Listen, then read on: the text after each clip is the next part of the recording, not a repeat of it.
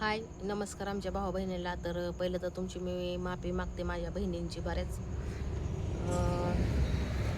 जेवढ्या बी माझ्या बहिणी व्हिडिओ बघतात त्यांनी मला सांगितलं होतं की योगिता तू माहेरी जाऊ नकोस म्हणून, तू तुझा संसार कर. तर भाऊ बहिणीनं मी माझा संसार करते आणि माहेरी जायचं पण तुम्हाला सांगते आपल्याशिवाय त्यांना कोणच नाही. ह्या दृष्टिकोनातून गेलते की बाबा काय झालं आणि काय नाही झालं, कारण की बहिणीचा जीव आहे किती केलं तरी, कारण की आईबापाच्या माघारी बहिणींची साथ भावाला असते आणि भावाची साथ बहिणींना असते. भाऊ बहिणीनं पण ह्या भावांना एवढं समजून सांगते तरी पण ह्यांना काही समजत नाही. काय सांगायचं तुम्हाला. आता तर एवढा मोठा माया डोक्याला वैताग झाला. तर रात्रीच्या 1:30 वाजली. 1:30 भीती पण वाटते तुम्हाला सांगते. पहिलं तर दाखवते मी तुम्हाला सांगते. दवाखान्यापाशी आहे मी. देसाई हॉस्पिटल आहे, त्या हॉस्पिटलपाशी आहे. राजा इथं झोपलाय. राजाची इतकी बेकार परिस्थिती झाली ना हो का. हे दवाखाना आहे.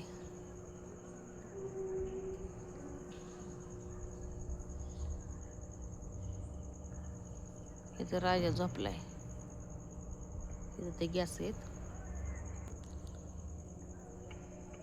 तर भावा बहिणीनं रात्रीच्या 1:30 वाजल्या तिथं एक दुकान उघड आहे, तिथनं खायला आणायला सांगितलं. पहिलं तर ह्याला दवाखान्यात ह्याचा BP 190 आणि शुगर कमी झाली होती. तर शुगर कमी झाल्यामुळं रस्त्याने मध्ये जाताना तो काय मला म्हणला की मी तुमच्या बरं येणार आहे, मी काही तर राहणार नाही, मला काही तर राहायचं नाही, मला भांडते ती, मला काही तर राहायचं नाही असं तो म्हणला. बरं म्हणलं चल 4 दिवस म्हणलं तुझा राग शांत करायला. तर भावा बहिणीनं आधी त्याच्या डोक्यात घरचं टेन्शन आणि सकाळी उपाशी पोटे तसंच कामाला जातं. ती चहा पण पित नाही, तसंच कामाला जातं. दिवसभर उन्हात काम केलेलं, त्यात दारू प्यायलेला. आणि मग गाडी चालवत होता आणि गाडी चालवत असताना तुम्हाला सांगते त्याला आली चक्कर म्हणजे BP जे आहे ना त्याचा BP झाला, म्हणजे BP वाढला त्याचा. एवढा वाढला ना, बेमाप वाढला. 190 वर गेला BP.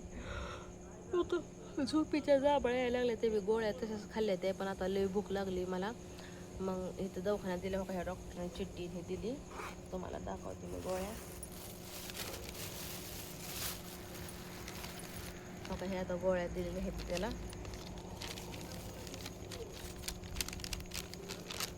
BP जाग्यावर यायची गोळी. आणि ही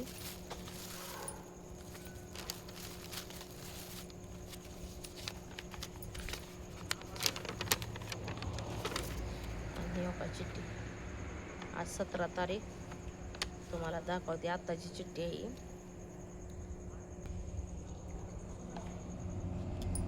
बघू शकता तुम्ही हो का, 17 तारीख.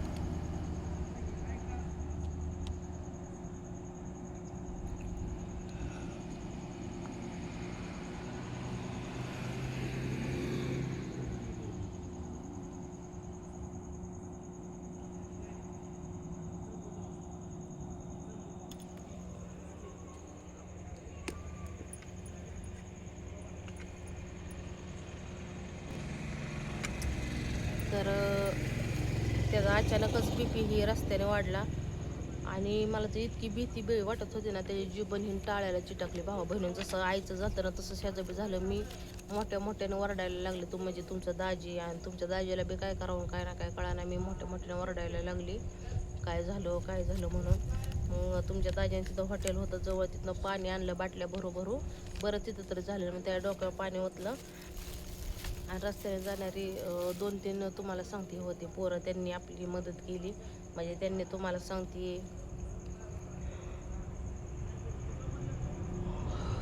चोप तर लय लागले. त्यांनी दवाखान्यापर्यंत आपल्याला मदत केली, दवाखान्यापर्यंत आणलं. परत तुम्हाला सांगते गोळ्या औषधं घेऊन दिली. तर अशी भले माणसं पण असते ती. आणि ही माझ्या गोळ्या आहेत त्या. ही मी न जेवण करताच गोळ्या खाल्ल्या होत्या. तर मी आता काही तुमच्या दाजीला आणायला सांगितलं होतं. ही त्यांनी आमलेट आहे नाही का एकदा इथं या इथं चला. पाणी नाही आणलं मी या इकडं चला, या की इकडं. माझं झोप आले, या की जेवायला इकडं.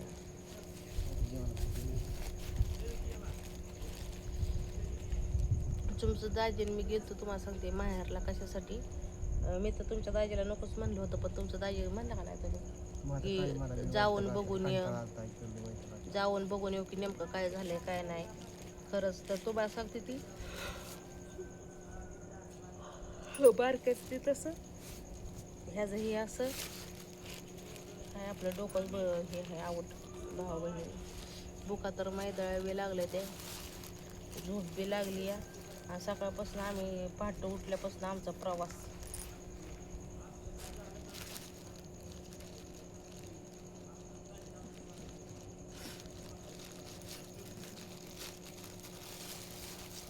तिथे दवाखान्यात शेजारीच्या हे अंडा आमलेट हे पाव देते ती तर काही पाव हे आणले.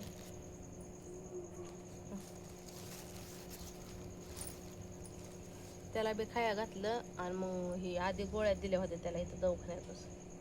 आणि आता रात्रीचे उशीर झालाय भावा बहिणीनं इतका वेळ झालाय रात्रीच्या 1:30 पावणे 2 वाजले ते. आणि त्यात तुम्हाला सांगते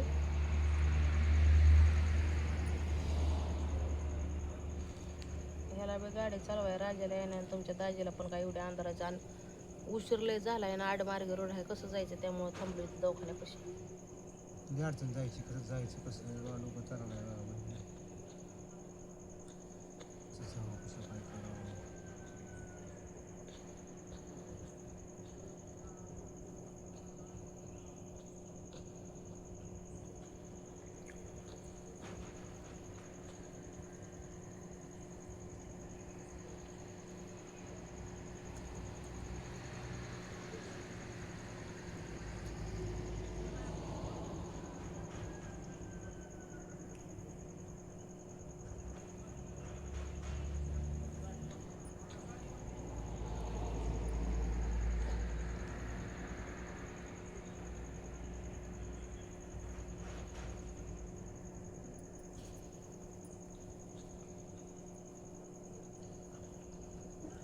त्याची साखर कमी झाली होती.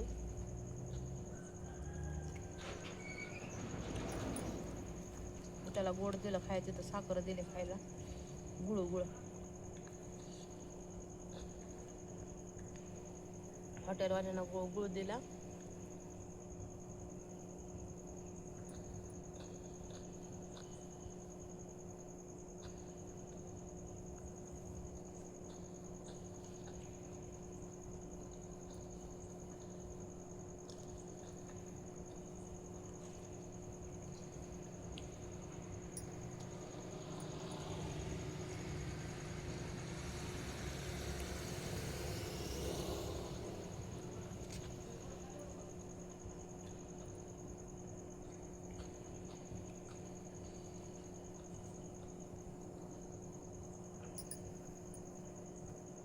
आणि बुका बी मैदाला लागले ते झोप बी लागली.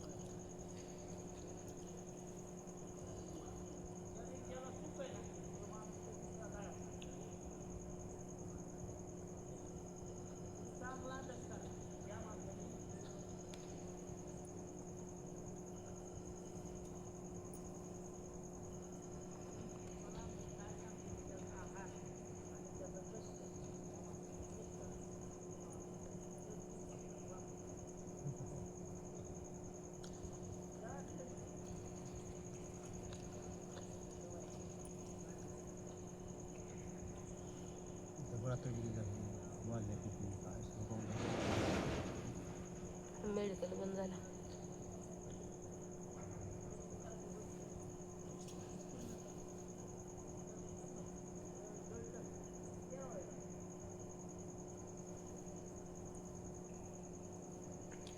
आजची रात्र इथंच काढणार आहे भाऊ बहिणीनं.